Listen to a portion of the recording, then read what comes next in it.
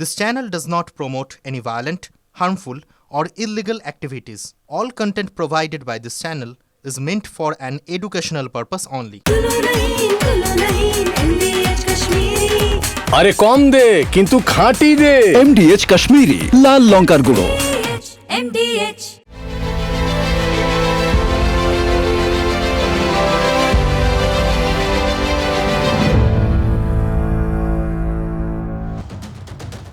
কোন নগরে পেরেক গোজা কাঠ দিয়ে, আমি পিসিআরকে বলবো যদি আরেকবার প্লে করা যায় প্লিজ। কোন নগরে পেরেক গোজা কাঠ দিয়ে বাচ্চাকে মার, ভাবুন আবার সেই শিশু নির্যাতন, 14 বছর বয়স, বাচ্চাই তো। 2 নম্বর, 14 বছরের কিশোরের চোখের মণি বেরিয়ে এলো। সামান্য আম পাড়াকে কেন্দ্র করে জানেন কতটা নৃশংসতার দিকে যাচ্ছে সমাজ। 14 বছরের কিশোরের চোখের মণি বেরিয়ে এসছে, কলকাতার রিওতে আনা হয়েছে, মানে মেডিকেল কলেজে। 3 নম্বর, নবান্নের সামনে টোটোর ধাক্কায় মৃত্যু সিভিক ভলান্টিয়ারের, এক মহিলা সিভিক ভলান্টিয়ার। 4 নম্বর, বোলপুরে তোলাবাজির শিকার ভারতীয় সেনার এক জওয়ান। তিনি নিজে পরিচয় দিয়েছিলেন, তারপরেও এমন জায়গা থেকে জোর করে তিনি সপরিবারে বেড়াতে গেছিলেন শান্তিনিকেতন, যেখানে গাড়ি রাখলে টোল দিতে হয় না বা ফি দিতে হয় না, সেখান থেকেও কিছু ওই গুন্ডা জাতীয় লোক এসে জোর করে তোলা নিয়েছে তার কাছ থেকে।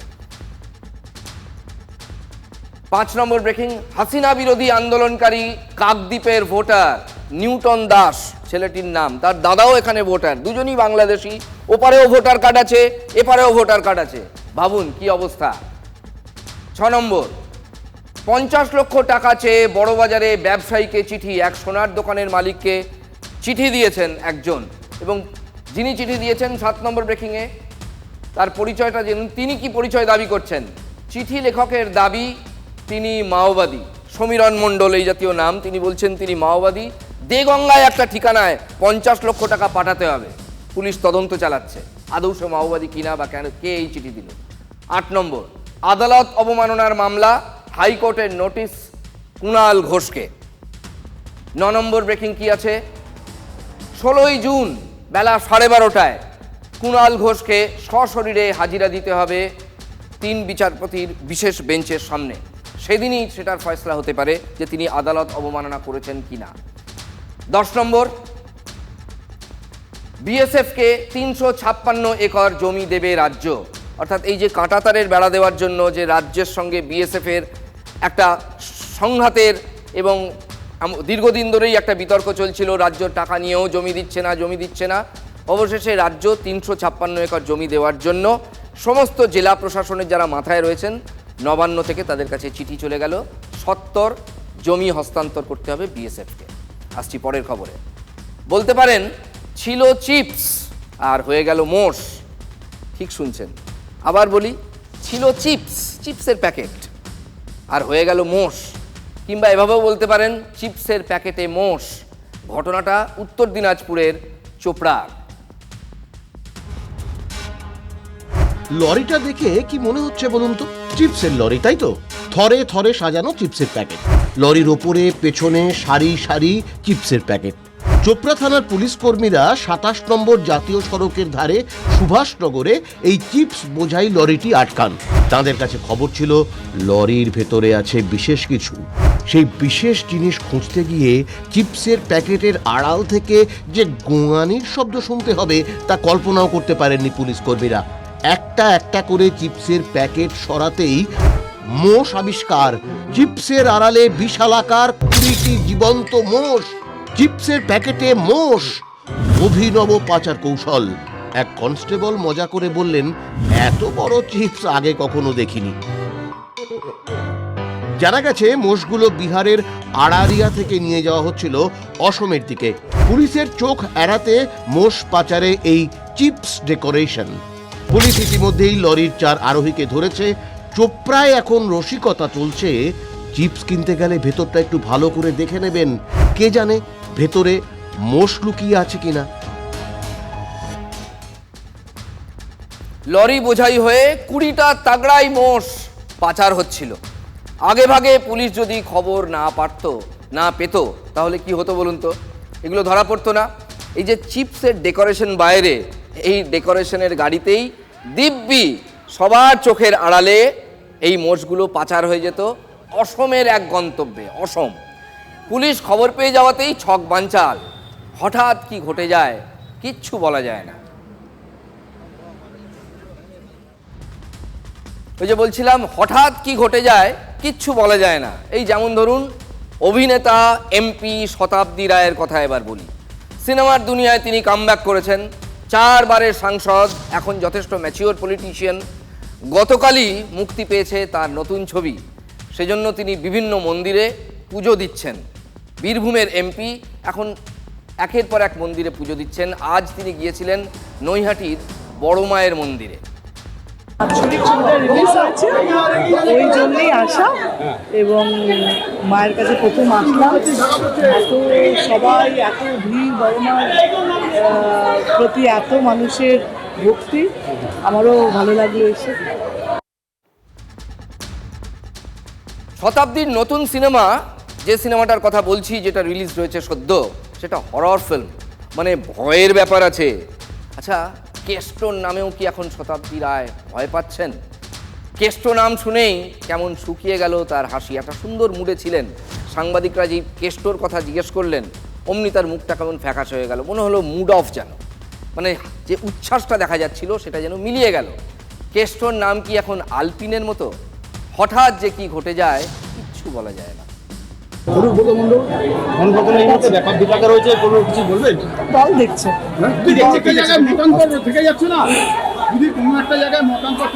দল ডিসাইড করবে সেটা করবে।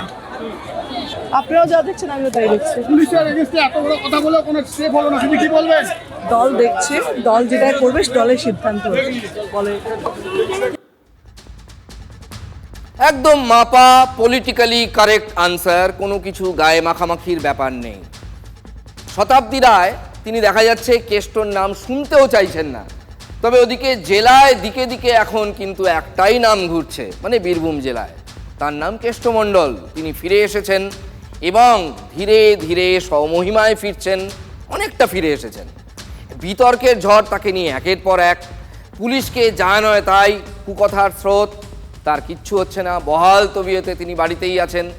এটা কিন্তু কেষ্টমণ্ডল দেখিয়ে দিয়েছেন যে কি করে বিন্দাস থাকা যায়। বিন্দাস, শাস্তি কোথায়? এতদিন যে হয়ে গেল কোনো ব্যবস্থা তো হলো না, হলোই বা পুলিশ একবার ডেকেছে, কিন্তু তারপর কি হলো সেটা কিন্তু আমরা জানতে পারলাম না। উত্তরটা সবার জানা, কিন্তু পাকাপোক্ত একটা ব্যবস্থা তার জেলায় হয়ে গেছে, সেটা হচ্ছে তোলাবাজির ব্যবস্থা। কেষ্টবাবুর জেলায় এটা একটা নর্মাল ব্যাপার। তিনি এবং কেষ্টবিষ্টুরা, মানে কেষ্টর যারা ঘনিষ্ঠ কেষ্টবিষ্টু, তারা বোধহয় আইন কানুন নিজেদের পকেটেই রেখে দেন। দেখুন, একটা নজির দেখাই আপনাদের। আপনার পারমিশন দেখান, আপনার পারমিশন দেখান, আপনার আই কার্ড দেখান, আপনি আই কার্ড দেখান, পারমিশন দেখান। গাড়ি আমরা পার্কিং নেবো, আপনি যা করবেন, আপনি থানা যাবেন, যা যাবেন যান। আপনি আমাকে আপনার আইডেন্টি দেখান, আপনাকে আমি কেন দেবো? পার্কিং আমার অনুমতি আছে, আমি আপনাকে আইডেন্টি দেখান। আপনি এই তো চলছে, অনুমতি আছে, শুধু মুখে এটুকু বললেই নাকি সবাইকে তরতর করে টাকা বের করে দিতে হবে এনাদের। এটাই নিয়ম কেষ্টগড়ের। বাহ রে বাহ, জবরদস্তি কতভাবে করা যায়। আর এবার কার সঙ্গে হলো এটা? ইনি ভারতীয় সেনা জওয়ান, পরিবার নিয়ে মুর্শিদাবাদ থেকে শান্তিনিকেতন এসেছিলেন, ব্যাস সেটাই কাল হলো। মোহাম্মদ হাবিবুর রহমান ভারতীয় সেনাতে কাজ করেন। তিনি পরিবার নিয়ে মুর্শিদাবাদ থেকে বেড়াতে এসেছিলেন বিশ্বভারতী শান্তিনিকেতনে। একেবারে পরিবারের মহিলা, ছোট শিশুরা রয়েছে, সকলকে নিয়ে সেইখানে সেই দাদাগিরির কবলে পড়লেন। কীরকম দাদাগিরি না, গাড়ি যখন ঢুকেছে পার্কিং ফি দিতে হবে। তিনি নিজের পরিচয় দেন, অনুরোধ করেন যে এই বেআইনি পার্কিং নেবেন না। তারপর শেখ নাসিরের নাম করে বেশ কিছু লোক তাদের ঘিরে ধরে জোর করে পার্কিং ফিজ নেয়। আনঅথরাইজ পার্কিংয়ে এখানে বলল যে এই পার্কিংটা রেজিস্টার্ড এবং এখানে দিতেই হবে বাধ্যতামূলক। আমি বললাম যে আমি একটা সেন্ট্রাল গভর্নমেন্টের স্টাফ, জবরদস্তি বললো আপনাকে দিতেই হবে, নাহলে এখান থেকে একটা জবরদস্তি যে আপনাকে যেতে দেবো না। আর জবরদস্তি বলে জবরদস্তি, একের পর এক হুমকির যেন বন্যা। পুলিশের কথা টেনে আনতেও এদের দুবার ভাবতে হয় না। আপনাকে আমি কেন দেবো? আপনার কাছে কোনো আইডেন্টি নাই। যান না, আমার নামে কেস করে আসুন যে গাড়ি ছাড়ছেন আমার পার্কিং থেকে, যান না, শান্তিনিকেতন থানায় চলে যান, বলে আসুন, যান। গলায় কি আত্মবিশ্বাস, থানা পুলিশও কিছু করবে না, এটা তাহলে ভালো মতোই জানা। নইলে এত তেজ কিসের? বেআইনি তোলা আদায় তাতেও গলাবাজি? মাথায় কার হাত আছে? সমানে দাদাগিরি শুরু করেছে।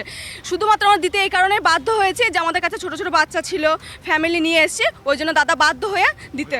কোনো কথা শুনেনি, রীতিমতো আমাদের সঙ্গে হম্বিতম্বি করেছে এবং আমরা বাড়ি ফিরে যাচ্ছি ভয়ে। হ্যাঁ, একদম ভয়ে বাড়ি ফিরে যাচ্ছি। এরা এসেছিলেন ঘুরতে, শান্তিনিকেতন দেখতে, ফিরে গেলেন মনে আতঙ্ক আর রাগ নিয়ে।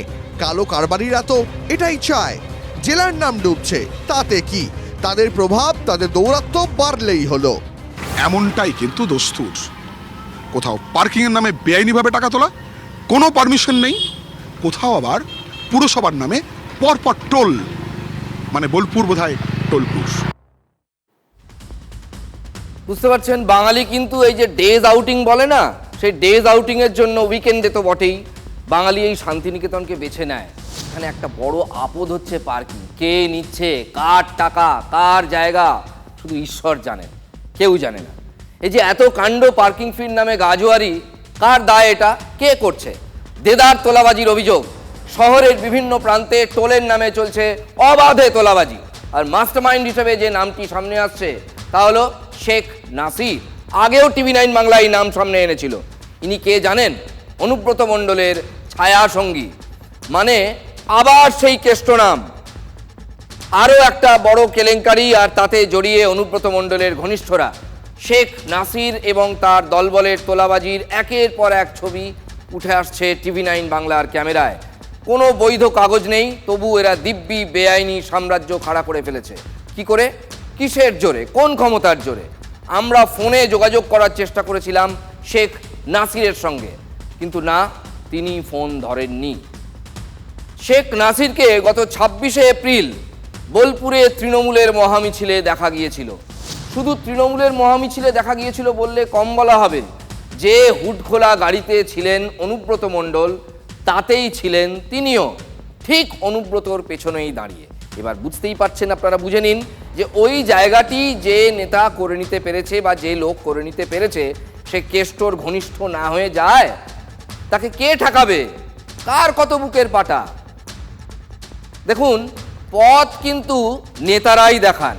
এই যে অনুব্রত মণ্ডল একজন পুলিশ অফিসারকে ফোন করে যা নয় তাই বললেন, পরিবার তুলে তো বটেই, মা তুলে, স্ত্রী তুলে, মানে যেগুলো অশ্রাব্য কটু কথা, সেগুলোর পরে কোনো ব্যবস্থা এখনো পর্যন্ত হলো না। যেমন তেমন করে একটা ক্ষমা চাওয়ার চিঠি, এরপর কিছুই হলো না। বিরোধীদের দাবি কিছু হবেও না। তাহলে কেষ্ট ঘনিষ্ঠের ভয়টা কোথায়? কারণ একটা তো প্রিসিডেন্স তৈরি হয়েছে। দেখুন, আমি অ্যাজ অফ নাও বলছি, আজকের দিনে দাঁড়িয়ে তিনি অনেক দিন আগেই গালমন্দ করেছেন, স্বীকার করে নিয়েছেন, আজকে অনেকগুলো দিন হয়ে গেছে। অ্যাজ অফ নাও, ঠিক আজকের তারিখে এই মুহূর্তে দাঁড়িয়ে তার কিছুই হয়নি। সুতরাং তার যারা চালাচামুন্ডা, তারা ভয় পাবেন কেন? বেআইনি টোলের নামে তোলাবাজি করলেও তাদের কে ধরবে বলুন তো? এই যে বিরাট কর্মযজ্ঞ চালাচ্ছে শেখ নাসির, এ তো একদিনে হয়নি, নিশ্চয়ই বহুদিন ধরে চলছে। প্রশাসন জানে না? আরে ওই রাস্তা দিয়ে কি বিডিও সাহেব, SDPO সাহেব, SDO সাহেব, DM সাহেব তারা যান না? নাকি জেনে শুনে চোখ কান বুজে থাকাটাই বীরভূমে একটা নিউ নর্মাল হয়ে গেছে? যা হচ্ছে হোক, কিচ্ছু বলার নেই। এ নিয়ে কোনো কথা বলছে না বোলপুর পুরসভা। কেন? এত বড় একটা বিতর্ক, বোলপুর পুরসভা অফিসিয়াল স্টেটমেন্ট দিক। ফোনই তোলেননি বোলপুর পুরসভার চেয়ারপারসন পর্ণা ঘোষ। মুখে কথা নেই এই সমস্ত বেআইনি টোলের কর্মীদেরও। আরে তারা পালিয়ে যায়। আমাদের তন্ময় প্রামাণিক, আমার সতীর্থ, ওটা সিনিয়র জার্নালিস্ট, ও যখন তাড়া করছে না, তন্ময়কে দেখে ওদের ভূত ভেঙে গেছে, ওর পালিয়ে যাচ্ছে। তারা তো সব দাদার কাজ করছে মাত্র, সুতরাং তাদের কিছু বলার নেই। মালিককে? শেখ নাসির। মালিককে? শেখ নাসির। কোনো পুরসভার পারমিশন নেই। পারমিশন দেখান, পারমিশন দেখান। কি এটা? রেফারেন্স নাম্বার নেই, ডেট নেই, এটা কি? মেমো নাম্বার, রেফারেন্স নাম্বার কোথায়? ওটা তো ওখানকার টেন্ডারের রেফারেন্স নাম্বার। টেন্ডারেই তো চলছে স্যার। এটা কোনটা? এটা এই চিঠিটা তো রেফারেন্স নাম্বার দেওয়া আছে, টেন্ডারের নাম্বার নেই। আপনার যে পারমিশন পাওয়ার কথা সেটা নেই। এই দেখুন স্যার, টেন্ডার এটা কি লেখা আছে এখানে? রেফারেন্স দিয়ে হয় না। আপনার কাছে পারমিশন লেটার কোথায়? এই যে টাকা তুলছেন রাস্তা থেকে, শেখ নাসিরের নামে, নাসির জানেন এটা? হ্যাঁ, অবশ্যই অবশ্যই ওনার নামে চলছে, তো উনি জানবেন না? আপনি কি জানেন যে টেন্ডার নিয়ে উনি নিয়েছেন নাকি আপনাকে কর্মী হিসেবে রেখেছেন? আমাকে তো কর্মী হিসেবে রেখেছেন, আমাকে কর্মী হিসেবে রেখেছেন, আমি কর্মী। আপনি কি জানেন তিনি টেন্ডার নিয়েছেন কি নেননি? হ্যাঁ স্যার, আমরা কি তো এটাই করেছেন? জানি স্যার, টেন্ডার হয়েছে। আপনি কি দেখেছেন? আপনি কি সেই কাগজ দেখেছেন? সেটা আমরা তো কর্মচারী, আমরা কি করে বলবো স্যার? আসলে বীরভূমের কথা বলতে গিয়ে এখন ভাবতে হচ্ছে যে কোনটা ছাড়বো আর কোনটা বলবো আপনাদের। এমনই ঘটনার ঘন ঘটা সেখানে। শুধু বোলপুর শান্তিনিকেতনে এসব চলছে এটা ভাববেন না, তাহলে ভুল করবেন কিন্তু। জেলা জুড়ে, মানে বীরভূম জেলা জুড়ে এই এক ছবি। চোখের সামনে বেআইনি কর্মকাণ্ডের একেবারে রমরমা। বেআইনি টোল, কাগজপত্র নেই। ওই যে তন্ময় প্রামাণিক আমাদের সতীর্থ, কিন্তু সিনিয়র জার্নালিস্ট, এবং ও এই পেশায় দীর্ঘদিন ধরে রয়েছে। ও ঠিক জায়গায় ধরেছে যে টেন্ডার নাম্বারটা কই। পারমিশন লাগে তো একটা তুলতে গেলে। জেলায় জেলায় দেখবেন, আপনিও কোথাও যদি কেউ এরমভাবে তোলা তুলতে যায় তাহলে চার্জ করবেন। সরকারি বন্দোবস্ত আর সরকারকে মানে ঘুরিয়ে জানিয়ে বা অন্ধকারে রেখে আর একটা বেসরকারি বন্দোবস্ত, দুটোর মধ্যে কিন্তু ফারাক হয়। তারা কিচ্ছু বলতে পারছে না, টাকা চাইলে দিতেই হবে, নইলে যে কি হয়ে যাবে। একটা সেনার ফ্যামিলি দেখুন, তারা ওই যে বললো বাচ্চা টাচ্চারা ছিল, গাড়িতে মহিলা ছিলেন, বাধ্য হয়ে তারা প্রথমে চ্যালেঞ্জ করেছিলেন, কিন্তু টাকাটা দিয়ে তারা ফিরে গেছেন। দেখি এখানে গাড়িটা দাঁড় করালো, কি টাকা নিল? Municipality toll. টোল? মিউনিসিপালিটি এরকম কি টোল যেতে আসতে দিতে হয়? যাওয়ার সময় দিতে হবে। হ্যাঁ, যাওয়ার সময় লাগে, আসার সময় লাগে না। এটা তো বেআইনি টোল, তো পারমিশন নেই। সেটা কি করে জানবো আমার স্যার? সেটা তো আমরা বলতে পারছি না। টোল বলি টোল লাগবে, তার জন্য টোল দিলাম। ভাই কিসের টাকা তুলছেন এখানে? কিসের টাকা তুলছেন? কিসের টাকা তুলছেন? আমি আমার গ্যারেজ আছে। কিসের টাকা তুলছেন এখানে? কিসের টাকা তুলছেন বলবেন? বলবেন? এখানেও বলা চলে জামবনি, যেটা এখানে পরপরই ছাপানো প্যাড রয়েছে, এবং এখানেও দেদার টাকা তোলা হচ্ছে। কেন টাকা তোলা হচ্ছে, কিসের, পুরসভার পারমিশন আছে কিনা, পুরসভার পারমিশন বলে একটি জেরক্স কপি দেখানো হচ্ছে, সব মিলিয়ে কিন্তু কোনো উত্তর নেই। এইভাবেই কিন্তু বোলপুরে 7 জায়গায় 8 জায়গাতেই টাকা তোলা চলছে, অর্থাৎ টোলের নামে তোলাবাজি চলছে। ঘুরে ফিরে ছবিটা সেই একই। কয়েক বছর আগের কথা মনে করে দেখুন, বীরভূমের বাঘের দাপটে তখন বীরভূমে জল পড়ে পাতা নড়ে, এটাই ছিল পরিস্থিতি। একচ্ছত্র অধিপতি তিনি। জেল থেকে ফেরার পর সেই সাম্রাজ্য তার টলে গিয়েছে ঠিকই, কিন্তু অনুব্রত মণ্ডলের ক্ষমতা নেই এ কথা বলবে কার সাধ্যি? তা তো নয়। যারা যারা বলছেন অনুব্রত মণ্ডলের ক্ষমতা নেই, তারা তো ভুল প্রমাণিত হচ্ছেন। তার ঘনিষ্ঠরা যারা সর্বক্ষণ ঘিরে থাকে কেষ্টদাকে, তারা কি কাণ্ড করে গেছে দেখাচ্ছেন তো আপনাদের, আমরা দেখাচ্ছি বারবার। তার হাত মাথায় আছে বলেই এদের এত দৌরাত্ম্য। সবকিছুই অবৈধ, এবং এখানে পুলিশ প্রশাসন কার্যত ঠুটো। আর আবার একটা উদাহরণ বোলপুরের সাম্প্রতিকই অবৈধ টোল চালানোর ঘটনা। মুখ্যমন্ত্রী জানেন না এই টাকার 70-30 হিসেবে কোথায় যায়? কলকাতায় যায়, কালীঘাটে যায়। মুখ্যমন্ত্রী কিভাবে চুপ করে আছেন বাংলার মানুষ দেখছে। একা বিজেপি নয়, বিরোধী সব দলের সুরটা কিন্তু একই। বীরভূমের হাল হাকিকাত সবার জানা, পুলিশেরও নিশ্চয়ই জানা, তবু ছবিটা কিন্তু বদলায় না। কেন? বঙ্গ রাজনীতিতে যথারীতি আঙুল তোলাতুলি চলছেই। জবাব পাওয়া যাক বা না যাক, আমরা ওরা, এটা চললেই হলো। অনুব্রত মণ্ডল জেলে থাকা অবস্থায় কারো নাম নেননি। এখন যদি ব্যবস্থা নেয় তৃণমূল কংগ্রেস, অনুব্রত মণ্ডলের মুখ থেকে যদি নাম বেরিয়ে যায় মুখ্যমন্ত্রী বা মুখ্যমন্ত্রীর পরিবারের কারো, তাহলে তো আগামী দিনে সিবিআই, ইডি তাদেরকেও টানাটানি করবে। স্বাভাবিকভাবে এটা একদম দেয়া নেয়ার ব্যাপার আছে। তুমিও বাবা আমাকে কিছু বলবে না, আমিও তোমাকে বাবা কিছু বলবো না। এক অনুব্রত মণ্ডলকে বিজেপি কত ভয় পায় সেটা কিন্তু এই প্যানিক রিয়াকশন থেকে, অনুব্রত মণ্ডল নাম শুনলেই যে প্যানিক রিয়াকশন হয় সেটা থেকে স্পষ্ট। অনুব্রত মণ্ডলের খারাপ কথা কেউ সমর্থন করছে, কিন্তু অনুব্রত নামটা যে বিরোধীদের কাছে একটা প্যানিক রিয়াকশন তৈরি করে, সেটা এনাদের এই প্রত্যেকের মুখের ভাষা শুনলেই বোঝা যাচ্ছে। এটা বললে কিন্তু দেখুন ঘুরিয়ে আপনি যাই বলুন, গ্লোরিফিকেশন অব অনুব্রত হয়ে যায়। যে নাম প্রতিপক্ষ দলের মনে প্যানিক তৈরি করে, এটা যদি কেউ বলেন তাহলে সেটা গ্লোরিফিকেশন হয়ে যায়, তার মহিমা গাওয়া হয়ে যায়। বিজেপির তুনে কি নতুন অস্ত্র তুলে দিলেন মমতা বন্দ্যোপাধ্যায়ের ঘনিষ্ঠ কেষ্টমণ্ডল? আমরা সিঁদুরকে মহিলাদের সম্মানের জায়গা মনে করি। আপনারা বারবার তৃণমূল কংগ্রেস এই সিঁদুরকে অপমান করছে। তৃণমূলের একজন বড় নেতা, সরকারের এসআরডি এর চেয়ারম্যান, তিনি বলছেন তোর বউকে তোর মাকে রেপ করব। লজ্জা লাগে না মুখ্যমন্ত্রী? যে পুলিশ মন্ত্রী নিজের পুলিশের বাড়ির মহিলাদের ইজ্জত সামলাতে পারে না, রক্ষা করতে পারে না, এইরকম অপদার্থ মহিলা মুখ্যমন্ত্রী হওয়া সত্ত্বেও তার আসনে বসে থাকার কোনো অধিকার তার নেই, তাকে তার আসন ছেড়ে চলে যেতে হবে। 29শে মে আলিপুরদুয়ারে জনসভা করেছেন প্রধানমন্ত্রী নরেন্দ্র মোদী। ভোটের বিউগল তিনি বাজিয়ে দিয়ে গিয়েছেন। आज जब सिंदूर खेला की इस धरती पर आया हूं तो आतंकवाद को लेकर भारत के नए संकल्प की चर्चा स्वाभाविक है। हम महिषासुर मर्दिनी को पूजते हैं। बंगाल टाइगर की इस धरती से 140 करोड़ भारतीयों का ऐलान है। ऑपरेशन सिंदूर अभी खत्म नहीं हुआ है। মাননীয় প্রধানমন্ত্রী 26-এর বিউগল বাজিয়ে দিলেন। প্রধানমন্ত্রী ফিক্স করে দিয়েছেন এজেন্ডা।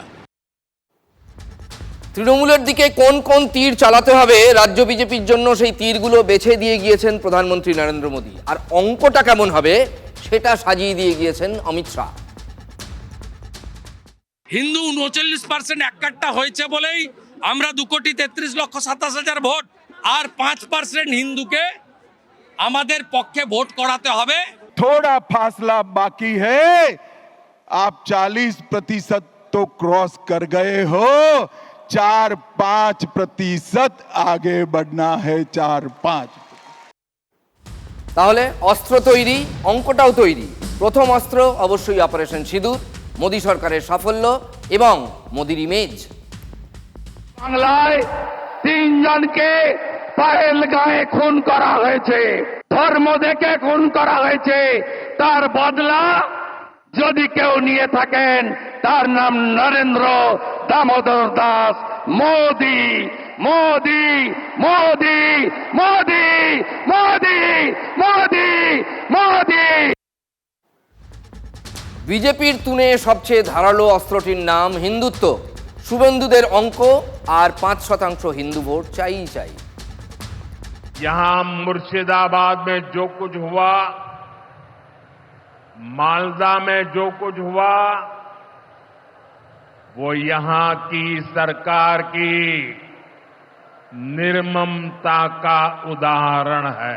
মুর্শিদাবাদের মালদার ঘটনা তো বিজেপি করেছে। ওটা তো হাইকোর্টের সিট বলে দিয়েছে কার তৈরি করা। মেহবুব আলম কার প্রোডাক্ট সবাই জানে। मुझे कहने में कोई झिझक नहीं है, जिस प्रकार से बंगाल सरकार के मंत्री इस दंगों में शामिल थे, ये स्टेट स्पॉन्सर दंगा था जिन्होंने हिंदुओं को न्याय किया। এই ভাবে সরকার চলেगी। বাই বাই করতে হবে হীরক রানীকে। ঠিক পুজোর পর থেকে hello WB, bye bye TMC. যেমন অন্ধ্রে উঠেছিল hello AP, bye bye YCP, bye bye. প্রধানমন্ত্রী নরেন্দ্র মোদীর ইমেজ, অপারেশন সিঁদুর, হিন্দুত্ব, কেন্দ্রের মানে মোদী সরকারের 11 বছরের কাজ, এসব তো ছিলই। ভোটের অস্ত্র ভাণ্ডারে যেন না চাইতেই রাজ্য বিজেপি নতুন অস্ত্র পেয়ে গেছে। কেষ্ট কথা, 9 জুন থেকে বিজেপি শুরু করছে নারী সম্মান রক্ষা যাত্রা। এবার পথে নামছে বঙ্গ বিজেপি। নেতৃত্ব দেবেন খোদ বিরোধী দলনেতা শুভেন্দু অধিকারী। 9 তারিখে বোলপুর শহর দেখবে, আমরা ওখানে ওই দিন নারী সম্মান যাত্রা করছি। শুভেন্দু অধিকারী নারী সম্মান যাত্রা, নারী সম্মান যাত্রা। সেই শুভেন্দু অধিকারী যিনি বলেছিলেন বীরবা হাসদা আমার জুতার নিচে থাকে। কালীগঞ্জে 19শে জুন যখন উপনির্বাচন রয়েছে তার ঠিক আগেই, তার 3 দিন আগেই শুভেন্দু অধিকারী এই কর্মসূচি করবেন।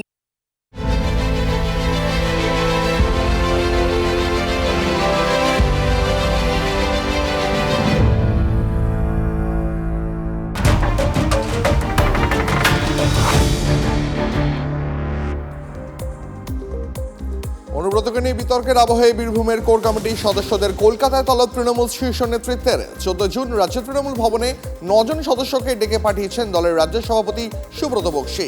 ওই দিন জেলা কোর কমিটির বৈঠক ডাকা হয়েছিল, তবে সেই বৈঠক পিছিয়ে 21শে জুন করা হয়েছে, জানিয়েছেন কোর কমিটির সদস্য আশিস বন্দ্যোপাধ্যায়। বোলপুর থানার আইসির মা ও স্ত্রীকে কদর্য ভাষায় আক্রমণ, অনুব্রতর গ্রেফতারির দাবিতে সারা ভারত গণতান্ত্রিক মহিলা সমিতির বিক্ষোভ মিছিল। অনুব্রত ছবিতে জুতোর মালা পরিয়ে মিছিল আন্দোলনকারীদের জিটি রোডের 55 তলা মোড়ে অবরোধ করা হয়, পরিস্থিতি সামাল দেয় পুলিশ। আমপাড়ার অপরাধে এক কিশোরকে বেধড়ক মার, নৃশংসতার নয়া নজির হুগলির কোন্নগরে ব্যাপক চাঞ্চল্য। আহত নাবালকের চোখের আঘাত গুরুতর, তাকে কলকাতা মেডিকেল কলেজে পাঠানো হয়েছে। বাড়ির মালিকের বিরুদ্ধে থানায় অভিযোগ দায়ের করা হয়েছে, যদিও অভিযুক্ত দাবি মারধর করা হয়নি। বালি পাথরের মতোই কি চুরি হয়ে যাচ্ছে মানুষের কঙ্কাল? সমাধিস্থলের মাটি খুঁড়ে কঙ্কাল পাচারের অভিযোগ। মহাশ্মশানের ঘটনা সামাজিক মাধ্যমে ভাইরাল হতেই শোরগোল। শ্মশানে ছড়িয়ে ছিটিয়ে মানুষের পচা গলা দেহাংশ। প্রশ্ন উঠছে পুলিশের নজরদারি নিয়ে। পুরসভার গাফিলতির দিকে আঙুল তুলেছে বিরোধীরা। চাকরির লোভ দেখিয়ে পানিহাটির তরুণীকে শারীরিক নির্যাতনের অভিযোগ। হাওড়া ডোমজুর থেকে পালিয়ে প্রাণ রক্ষা তরুণীর অভিযোগ, ইভেন্ট ম্যানেজমেন্টের নাম করে ডেকে 5 মাস আটকে রেখে শারীরিক ও মানসিক নির্যাতন করা হয়। কোনো রকমে পালিয়ে এসে খড়দা থানায় অভিযোগ দেয় নির্যাতিতার, অভিযুক্ত পলাতক। ডুয়ার্সের চা বলয়ে ফের অশনির সংকেত, বন্ধ হয়ে গেল আলিপুরদুয়ারের তুরতুরি চা বাগান। কাজ হারালেন 501 জন শ্রমিক। রাতের অন্ধকারে সাসপেনশন অফ ওয়ার্কের নোটিশ ঝুলিয়ে উধাও মালিক পক্ষ। আগেও এই বাগান 3 বার বন্ধ হয়েছিল। অনেক টালবাহানার পর গত বছর বাগানটি খোলে।